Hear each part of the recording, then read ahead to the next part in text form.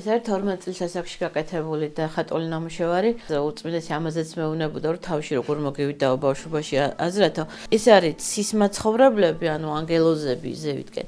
და ეს არის დედამიწის მაცხოვრებლები დაბლად და შუაში მიყავთ ბოროტება, დაიჭირეს ბოროტება და მიყავთ დასასჯელად. ანუ სადა დედამიწა გაერთიანდა, რომ დასაჯონ ბოროტება. ჩემთვის ძალიან საყვარელი ნახატი, იმიტომ რომ კონცეფცია ძალიან დიდი, ასე ვთქვათ, დიდი კონცეფცია დევს ამაში.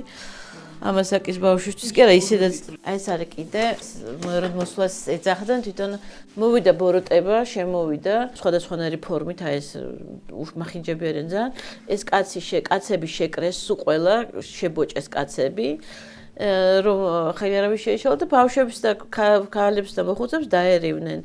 აი დრაკონები ის და აქ მოდიან დიდი ანგელოზები, რომ გადაარჩინონ ადამიანები. პირდაპირ ხატავდი და ყვებოდი ამას ჩემთვის ოღონდ, ჩემს გონებაში. არა, ეს არის ტუში და კალამი. წარმოუდგენელი. რამე წინასწარმეტყველებები არა გაქვთ დახატული? კი, არის ყველა წინასწარმეტყველება, სხვა შორის უწუდეს მაგას მეკითხავდა. ბოროტების დასჯა, ეს ყველაფერი წინასწარმეტყველება აბსოლუტურად სულ ყველა. როგორც თვითონ უწმინდესმა ბრძანა მაშინ, როცა მე მასე ვსაუბრობდით.